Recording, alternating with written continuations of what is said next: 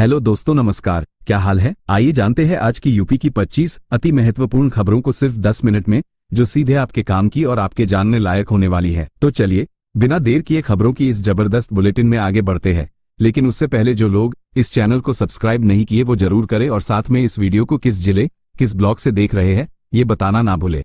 आज की पहली ऐसी खबर जो कानपुर के एक स्कूल से आ रही है, आपको बता दें कि कानपुर स्कूल में गुड मॉर्निंग यहाँ पे मेरे दो बच्चे 25 छात्रों को 2 घंटे हाथ ऊपर कर खड़ा रखा है। ये देखिए ये रिपोर्ट। और एक इसकी कोई कंफर्मेशन नहीं है, किसी ने बच्चे ने गुड मॉर्निंग नहीं बोला होगा उसको।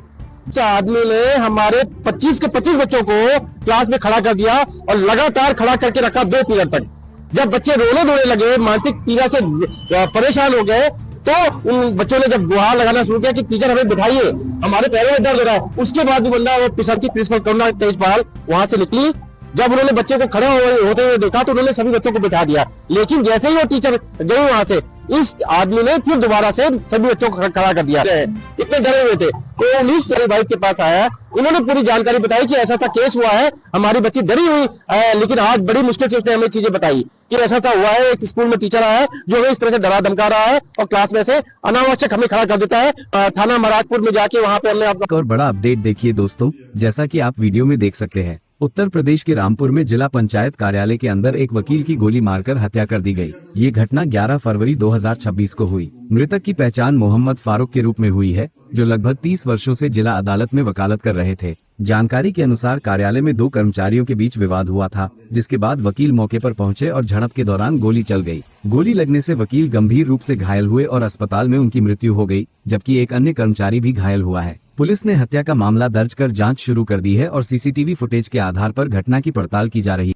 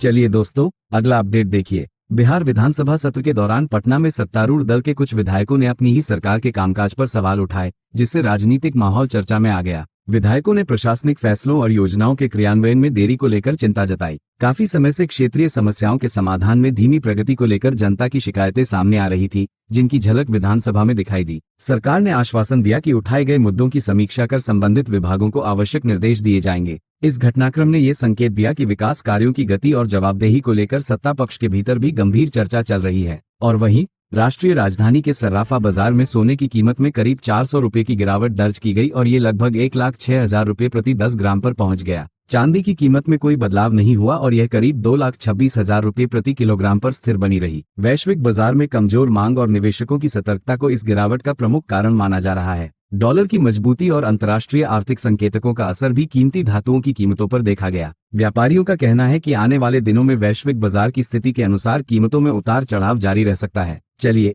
अगली खबर आ रही है। देखिए, सुप्रीम कोर्ट ने उत्तर प्रदेश में प्रस्तावित एक थर्मल पावर प्लांट से जुड़े पर्यावरणीय मुद्दों पर केंद्र और राज्य सरकार से जवाब मांगा है। याचिका में कहा गया है कि परियोजना से पर्यावरण को नुकसान पहुंचने की आशंका है और नियमों के पालन पर सवाल उठाए गए हैं। यह मामला औद्योगिक विकास और पर्यावरण संरक्षण के बीच संतुलन बनाए रखने से जुड़ा बताया जा रहा है। अदालत ने दोनों सरकारों से विस्तृत जवाब दाखिल करने के निर्देश दिए हैं। अब अगली सुनवाई में पर्यावरणीय मंजूरी और परियोजना से जुड़े नियमों पर महत्वपूर्ण स्थिति स्पष्ट हो सकती है। और एक और बड़ा अपडेट, उत्तर प्रदेश में पंचायत चुनाव से पहले राज्य सरकार ने अन्य पिछड़ा वर्ग आयोग के गठन की प्रक्रिया तेज करने का निर्णय लिया है। सरकार का उद्देश्य पंचायत चुनाव में आरक्षण से जुड़े मुद्दों को समय रहते स्पष्ट करना है। पहले भी स्थानीय निकाय चुनावों में आरक्षण सूची को लेकर कानूनी विवाद सामने आ चुके हैं, जिसके बाद आयोग के गठन की आवश्यकता महसूस हुई। अधिकारियों का कहना है कि आयोग के गठन से सामाजिक प्रतिनिधित्व और चुनाव प्रक्रिया में पारदर्शिता सुनिश्चित होगी। इसे आगामी पंचायत चुनावों की तैयारी के लिहाज से एक महत्वपूर्ण प्रशासनिक कदम माना जा रहा है। चलिए दोस्तों, अगला अपडेट देखिए। बॉलीवुड अभिनेता अनुपम खेर ने अपनी मां दुलारी के साथ एक मजेदार वीडियो साझा किया, जो सोशल मीडिया पर तेजी से वायरल हो रहा है। इस वीडियो में दोनों के बीच हल्की फुल्की बातचीत और ट्रेंडिंग ऑडियो पर उनकी शानदार केमिस्ट्री दिखाई दे रही है। अनुपम खेर अक्सर अपनी मां के साथ ऐसे वीडियो साझा करते रहते हैं जिन्हें दर्शक बेहद पसंद करते हैं। उनकी मां की सादगी और हास्य अंदाज सोशल मीडिया यूजर्स को काफी आकर्षित करता है। इस वीडियो को भी लाखों लोगों ने देखा और सराहा, जिससे ये चर्चा का विषय बन गया। और वहीं उत्तर प्रदेश विधानसभा के बजट सत्र में राज्यपाल के अभिभाषण पर चर्चा के दौरान सदन में जोरदार बहस देखने को मिली। विपक्ष और सत्ता पक्ष के नेताओं ने विभिन्न मुद्दों पर अपनी अपनी बात रखी। बजट सत्र को प्रदेश की नीतियों और योजनाओं की दिशा तय करने के लिहाज से महत्वपूर्ण माना जा रहा है। सरकार ने विकास, सामाजिक कल्याण और बुनियादी सुविधाओं को लेकर अपनी प्राथमिकताएं स्पष्ट की। सत्र के दौरान कई विभागों से जुड़े प्रस्तावों और योजनाओं पर भी चर्चा जारी रही। चलिए अगला अपडेट देखिए। आजमगढ़ जिले में नौकरी दिलाने के नाम पर 20,39,000 रुपए की ठगी का मामला सामने आया है। पीड़ितों की शिकायत पर पुलिस ने 6 लोगों के खिलाफ मामला दर्ज किया है।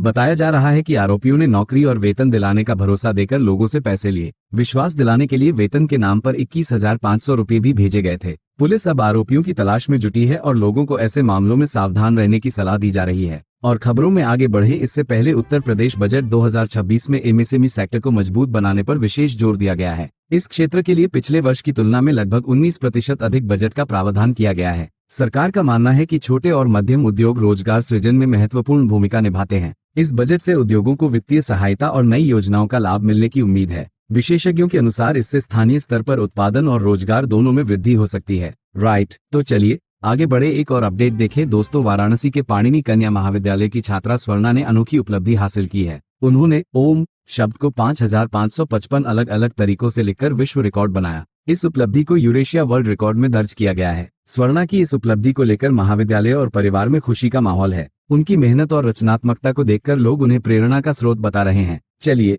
अगला अपडेट देखिए। वाराणसी में यूपी बोर्ड परीक्षा 2026 को लेकर प्रशासन ने सख्त निर्देश जारी किए हैं, जिसमें परीक्षा केंद्रों के आसपास की फोटोकॉपी और प्रिंटिंग की दुकानें बंद रखने का फैसला लिया गया है। यह नियम परीक्षा के दौरान नकल और अनुचित गतिविधियों को रोकने के लिए लागू किया जा रहा है। निर्देश के अनुसार परीक्षा केंद्रों के लगभग 200 मीटर के दायरे में ऐसी दुकानों का संचालन अस्थायी रूप से प्रतिबंधित रहेगा। यूपी बोर्ड की हाईस्कूल और इंटरमीडिएट परीक्षाएं 18 फरवरी से शुरू होकर मार्च तक चलेंगी, जिसमें लाखों छात्र शामिल होंगे। प्रशासन का कहना है कि इन व्यवस्थाओं से परीक्षा प्रक्रिया को निष्पक्ष और शांतिपूर्ण ढंग से संपन्न कराया जा सकेगा। और एक और बड़ा अपडेट, उत्तर प्रदेश में बिजली क्षेत्र के निजीकरण के विरोध में राज्य भर के बिजली कर्मचारी आंदोलन पर उतर आए हैं। कर्मचारियों ने चेतावनी दी है कि यदि निजीकरण से जुड़े टेंडर जारी किए गए तो वे जेल भरो आंदोलन शुरू करेंगे। कर्मचारी संगठनों का कहना है कि निजीकरण से बिजली व्यवस्था और कर्मचारियों की नौकरी दोनों प्रभावित हो सकती हैं। प्रदेश के कई जिलों में विरोध प्रदर्शन और सभाएं आयोजित की जा रही हैं। सरकार और कर्मचारी संगठनों के बीच इस मुद्दे पर बातचीत की संभावना भी जताई जा रही है।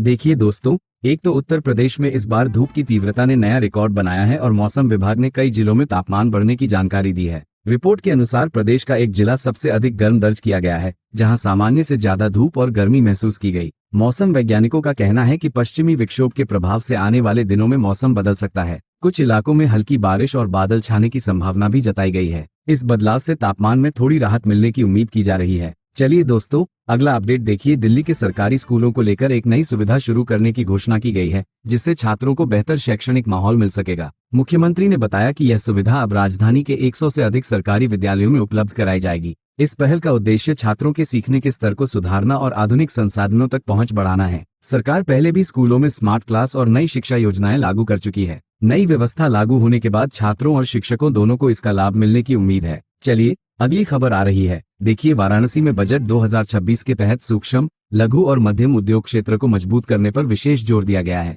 इस क्षेत्र के लिए पिछले वर्ष की तुलना में लगभग 19% अधिक बजट प्रावधान किया गया है। सरकार का मानना है कि एमएसएमई क्षेत्र रोजगार सृजन और स्थानीय उद्योगों के विकास में अहम भूमिका निभाता है। प्रदेश में पारंपरिक उद्योगों और छोटे कारोबारियों को बढ़ावा देने के लिए कई योजनाएं पहले से चल रही हैं। बजट में बड़े प्रावधान से उद्योगों के विस्तार और नए रोजगार अवसर बनने की संभावना है। और वहीं वाराणसी के पाणिनि कन्या महाविद्यालय की छात्रा स्वर्णा ने अनोखी उपलब्धि हासिल करते हुए ओम शब्द को 5555 अलग अलग तरीकों से लिखकर विश्व रिकॉर्ड बनाया है। इस उपलब्धि को यूरेशिया वर्ल्ड रिकॉर्ड में दर्ज किया गया है। छात्रा ने लंबे समय तक अभ्यास और रचनात्मक प्रयोगों के जरिए यह उपलब्धि हासिल की। महाविद्यालय प्रशासन और शिक्षकों ने इस सफलता पर खुशी जताई है। यह उपलब्धि शहर के छात्रों के लिए प्रेरणा का उदाहरण बन गई है। चलिए दोस्तों, अगला अपडेट देखिए। भारतीय रिजर्व बैंक ने फरवरी 2026 में सॉवरिन गोल्ड बॉन्ड 2018-19 सीरीज 6 के समय पूर्व भुगतान की कीमत तय कर दी है। ये भुगतान 12 फरवरी को लागू हुआ। आरबीआई के अनुसार इस बॉन्ड का रिडेम्पशन प्राइस 15,615 रुपये प्रति यूनिट तय किया गया है,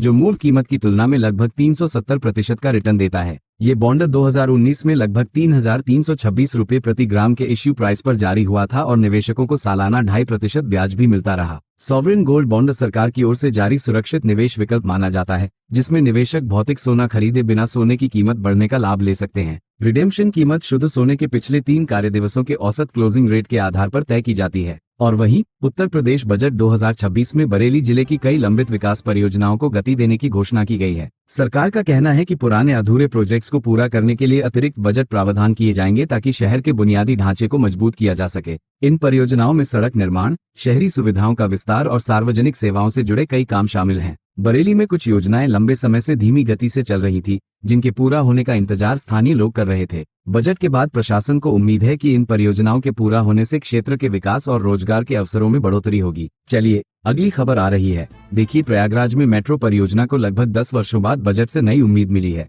ये परियोजना पहली बार 2016 में तैयार डीपीआर के साथ प्रस्तावित हुई थी। राज्य सरकार ने बजट में इस योजना को आगे बढ़ाने के लिए आवश्यक प्रक्रिया तेज करने के संकेत दिए हैं। प्रयागराज शहर में बढ़ते ट्रैफिक और शहरी विस्तार को देखते हुए मेट्रो परियोजना को महत्वपूर्ण माना जा रहा है। काफी समय तक ये योजना फाइलों में अटकी रही, जिससे शहर में आधुनिक परिवहन प्रणाली की योजना आगे नहीं बढ़ पाई। अब बजट समर्थन मिलने के बाद उम्मीद है कि परियोजना की तकनीकी और प्रशासनिक प्रक्रिया तेज होगी और काम आगे बढ़ेगा। राइट, तो चलिए आगे बढ़े एक और अपडेट देखें। दोस्तों, उत्तर प्रदेश में फॉक्सकॉन सेमीकंडक्टर पार्क परियोजना की तैयारियों की मुख्यमंत्री योगी आदित्यनाथ ने समीक्षा की है। ये परियोजना लगभग 4,000 करोड़ रुपए की लागत से विकसित की जा रही है। सरकार के अनुसार इस परियोजना से करीब 3,000 रोजगार के अवसर पैदा होने की उम्मीद है। सेमीकंडक्टर पार्क को प्रदेश में इलेक्ट्रॉनिक्स निर्माण और तकनीकी निवेश बढ़ाने की दिशा में बड़ा कदम माना जा रहा है। राज्य सरकार पहले से ही इलेक्ट्रॉनिक्स मैन्युफैक्चरिंग को बढ़ावा देने के लिए कई औद्योगिक नीतियां लागू कर चुकी है। इस परियोजना के शुरू होने से प्रदेश में निवेश, तकनीकी विकास और रोजगार के नए अवसर बनने की संभावना जताई जा रही है। क्या आप चाहते हैं कि मैं इन खबरों में से किसी विशेष विषय पर और अधिक जानकारी ढूंढूं?